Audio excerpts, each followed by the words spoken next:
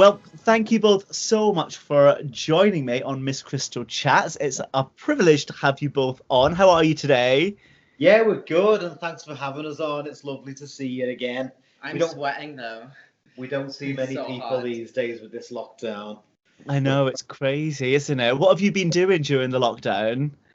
it sounds crazy because everybody we know has, they've gone to hell and back. The shows were cancelled, the lives were disrupted, they earned no money, businesses were collapsing. And I sound like a complete arse saying this, but for us it's been the best thing that ever happened. It Mhm. really has. I mean, we were working literally 7 days a week with Eurodrag, and Dys Alexia is young, she can handle it. But I'm old and I was about to collapse literally. So it was the best thing for us. It gave us a chance to just regroup and plan ahead. That's amazing. I mean, you're completely right in saying that. That's one thing that has definitely come out of this lockdown. It has forced people to stop, because I think in the drag industry it is so competitive, and it is literally we work and we work and we work and we work. So we sometimes need something to go. Actually, no, you need to stop. Maybe not a Totally. global pandemic, but do you know what I mean? Needs must. I think I would have completely burnt out by now. And what I found was I've been doing this for 10 years, and I've been wearing the same gold dress, I've been singing the same song, and it's like some people change every day, but for me, I have a very sort of samey act, and I know that, and that's what my sort of Linda Gold act is. It's very samey, and I think I was literally about to keel over and just burn out. So the lockdown, as we've reintroduced ourselves, we've relaunched Eurodrag, we launched Eurodrag TV, which has just exploded, and yeah, I feel guilty saying it, but it's been brilliant. So obviously you did touch on the Eurodrag TV there. Now that has literally, the guests that you have had on there have been absolutely amazing. How did that all come about? It's just, do you know what? We had so much time on our hands that this is the question we get asked a lot. We've done loads of TV shows the last couple of months as well, and this is the question we get asked a lot. And I think, do you know what it is? It sounds really cheesy, but my drag character, a lot of drags are they're very bitchy and they're throwing shade, and it's all about who can be the biggest cunt. Can we say cunt? I don't know. Yeah, Can we? you're all right. And that's very much a drag's character. And Linda Gold and Dyslexia, even so now, our characters are, even though we're a bit sort of scatty and we're a bit naughty and we say cunt and fuck off this and fuck off that, we are genuinely sort of quite nice characters. I couldn't throw shade if I wanted to. And over the last 12 years of being in drag, we've just made some nice friends. And I think it started with us contacting a few of our mates like Sherry Vine. Yeah. We worked with Sherry loads, haven't we, and Detox. And then they put us in touch with other people and they put us in touch with other people. And before you know it, everyone is wanting to be involved because it was such a good sort of cause. We were keeping people, entertained, and we were keeping drag queens on online. They were still getting shows, they were still getting seen, even though there was no venues booking them. And I think the celeb just got right behind it, and we were overwhelmed with what happened. And since then, it's been picked up by a couple of TV networks, and next year it will be going from the internet to the mainstream TV. So it's just been a whirlwind, really. And that, do you know what, it's such a good thing that you've done, because as you say, it is keeping people still connected to the drag side, and people are still having that, because they can't go out to, well, they can now, but with restrictions in place. But during that whole 5 months, there was nothing, and the entertainment industry took a massive hit. So it's such a good thing for you to actually still be able to say, do you know what, we can't do it in pubs or clubs anymore, but we can still offer you something to keep you sane during this crazy time.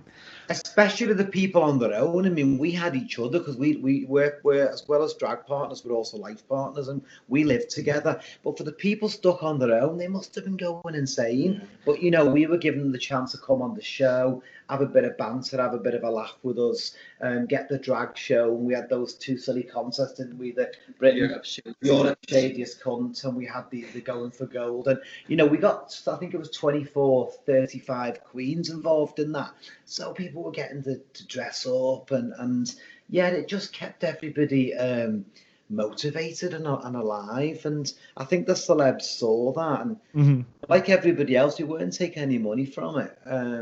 It was just really to keep our mates and our gang together, really. Yeah, 100%. Like, out of all the kind of people that you've spoken to, have you got a specific interview that sticks in your mind, like as your favorite kind of interview, or your favorite guest that you had on? Well, we'll both say different people, so I'll go first and Yeah. follow. My favourite, without a doubt, was Cascada. She was just incredible. I mean, I was totally starstruck. And when we got the phone call that Cascada was coming on the show, I mean, I almost jumped out the window. Oh, yeah. We had almost every RuPaul queen. We had the Pussycat Dolls. We had people from Dallas, the TV show. We've had so many amazing people, but I literally couldn't control myself when Cascada came. Because to me, that's what I bopped around to, 10, 15 years ago. That's sort of my coming out period. And yeah, for me, that was the best moment, having Cascada on. What about you? Amazing. I think I'm gonna say Detox, because I've always looked up to her since I started finding out about RuPaul's Drag Race, and she's one of the few queens that I actually enjoy, watching and stuff. So it was also our second episode, and she was probably the second biggest celebrity that we had on the show so far. Yeah. Mm-hmm. It's like a massive shock that we got someone so big and someone that I looked up to. And the thing with Detox as well is it's not just the fact that she did the interview. She's done so much since. I mean, she's now our ambassador. Yes. She's going to be out for Drag next year. She's doing the finals. She literally sends us whatever videos we want, any trailers, any posters, movies. She's just unbelievably supportive. From that one interview, we became best friends now. Yeah, she's fab. Oh wow, that's fantastic! And obviously the whole Eurodrag, that came from, was that when you were living over in Sweden, and that's where it kind of started because you wanted to do something a little bit alternative to RuPaul's Drag Race? That's exactly how it happened, because in Sweden, like in England, there's a lot of drag queens, and you got your Blackpool type queens, and you got your London queens and your RuPaul queens, but they've all got one thing in common: they're very much men in dresses. There's loads of queens. I'm not saying there's not drag kings or AFAB queens, but there's a lot more drag queens in the UK than any other of the other types of drag. But in Sweden, it's completely mixed. You've got as many drag queens as you've got as many drag kings. You've got as many AFAB queens as you've got every trans queens and queer people and alternative. It's completely split there. And I was in a boozer one day, and they were saying to me, why don't you go on RuPaul's Drag Race? We've heard it's going to come to the UK in a couple of years, etc. And I said, why don't you go on? And I realised the person I'm speaking to is a trans person, and the person next to her was an AFAB queen. The one sitting next to her was a drag king. And I was like, shit, you will never get on. I probably won't get on, I'm too old, but you will never get on. Neither will old people like me, and neither will 12, 13, 14-year-old kids who are also fabulous drag queens. And Eurodrag was born because it was almost like a two fingers up to RuPaul's Drag Race and saying, well, if you don't want the minorities, we'll have them. And now, ironically, we work really well with World of Wonder and with the RuPaul Drag Race team. But then it was kind of a let's put our fingers up, and it was just a little bit of a joke competition, a little bit of fun. And now we're in 17 countries across the world, so it's really exploded. And the thing that I love about your show as well is it's not there's no harsh critiques. There's nothing that will be made. Sorry, there's nothing that will make a performer feel any less than what they should. I love the fact that if there's any critiques to be done, you'll take the performer aside and you'll say, oh, can you try this next time, or can you try that? So it's really constructive, and it's not all about tearing that person down, because that can be really detrimental to somebody, especially in the performance industry. You've hit the nail on the head, and that's the other half of it. It wasn't just sort of having a drink with your trans friends and your AFAB queens and your drag kings. It was the people who had been in drag competitions, and I'm saying to them, well, do you want to come and be in our new competition? Then days it was called Drag Idol Sweden. Now it's called Eurodrag for obvious reasons, because the UK has Drag Idol. But then I was saying, do you want to come be in the competition? And they'd say things like, oh my God, no, I did a competition and the judge tore a strip off me and I would never contest again. And it does make you think, you're watching the funny comedy that Michelle Visage and Graham Norton, and we're all laughing at them, but you don't realise how much it hurts those people to be humiliated in front of, it might be thousands of people, it might be just 5 people, but it's humiliating. And it got me thinking, why have I never done a competition? And that's the reason. I think I'd die if somebody said to me, look at the fucking state of your makeup, which, let's face it, they would say. And I think you look stunning. I've seen your pictures. I mean, I know it's hideous, and I can say it's hideous, but for someone else to say in front of a room full of people, oh bitch, you look at the state of that wig and that, I'd just die. So we do not allow that in Eurodrag. We pull them aside after the show, and then we say 1-to-1, bitch, your wig was hideous. But we don't say it in front of a club full of drunken people. We just destroy them afterwards. Of course, and people are always going to remember your critiques over the performance. So like, you could have gone out there and sang like a Whitney Houston number, but if your eyelash was on wonky and your wig was like to one side, and the judges pick up on that, you're going to be known as the wonky eyelash and wonky wig queen, rather than the one that just belted out a Whitney number.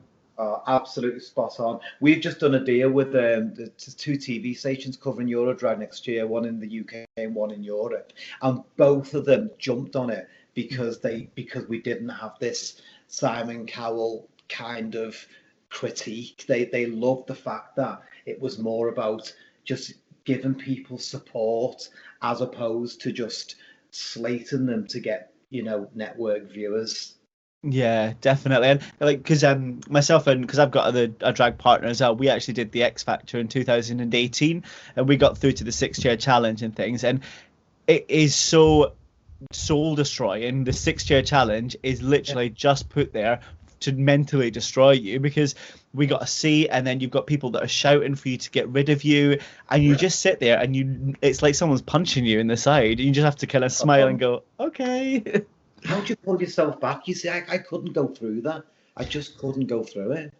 Yeah, we just kind of, well, luckily we had each other, which kind of got us through it. So anything was said, we were just kind of like making jokes and stuff between us.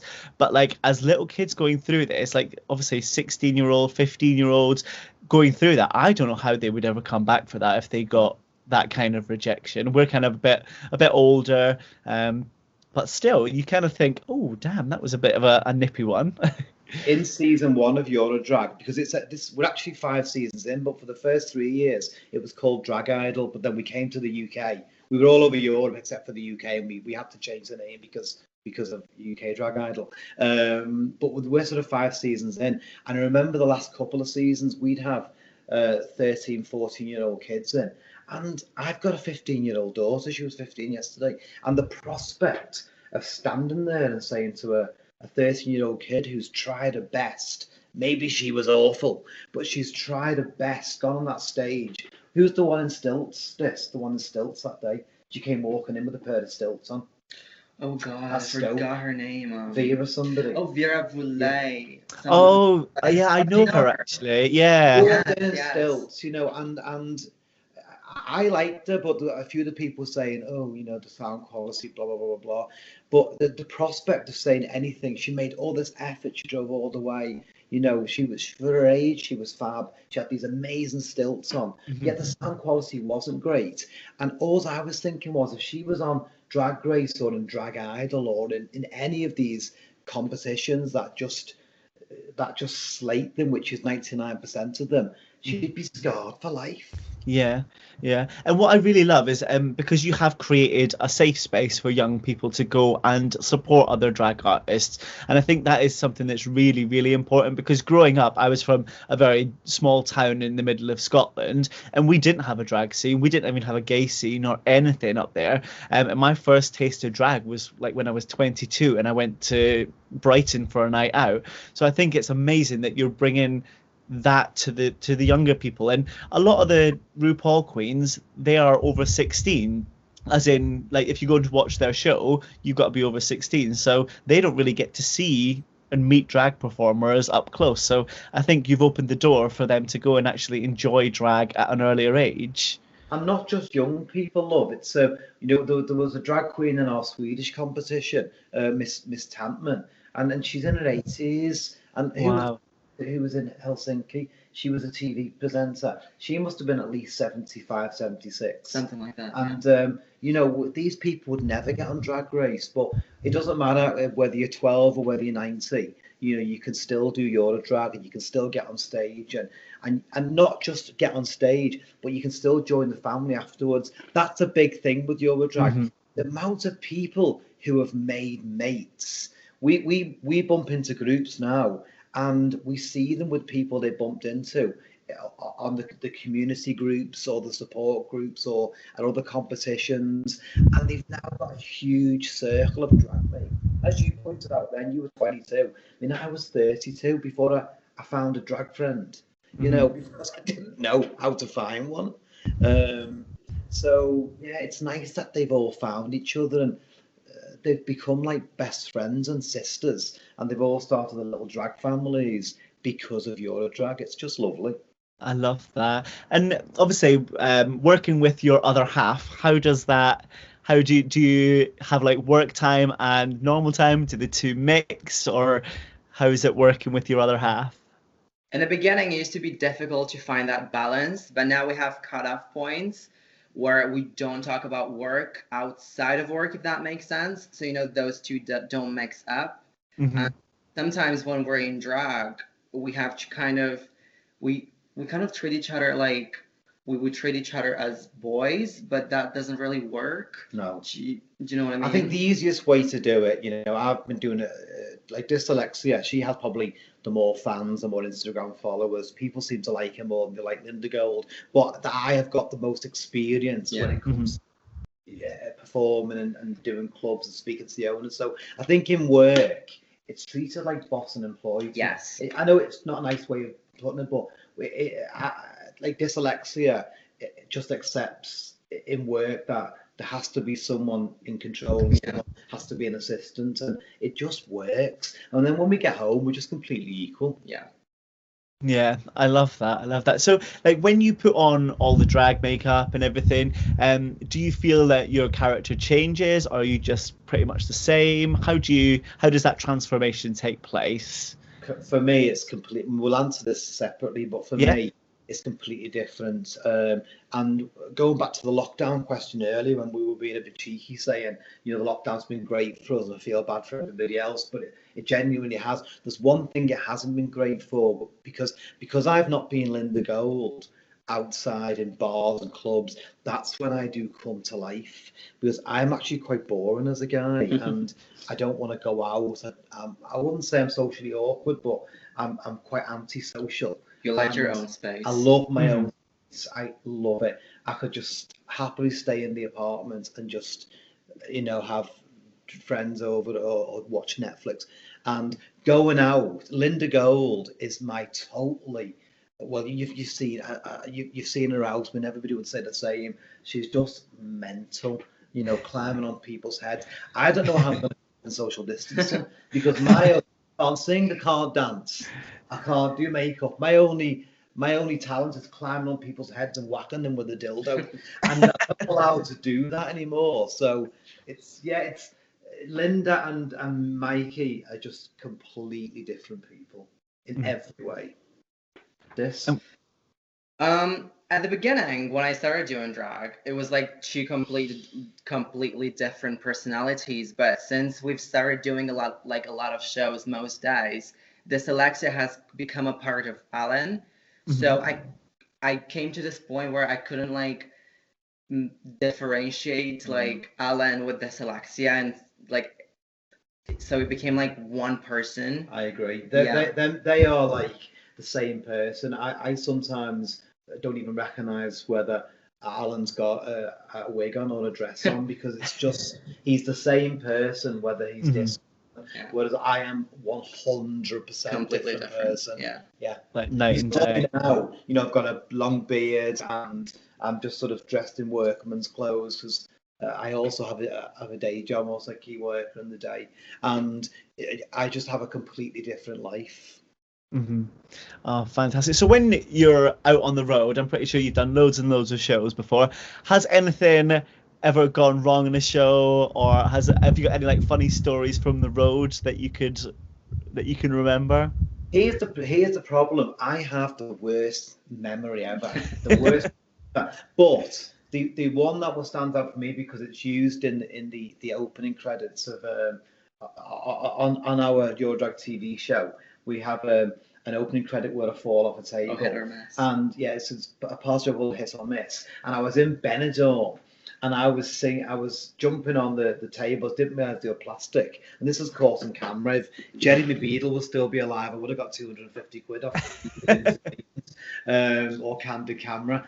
But Alan's wondering what on earth I'm talking about with candid camera.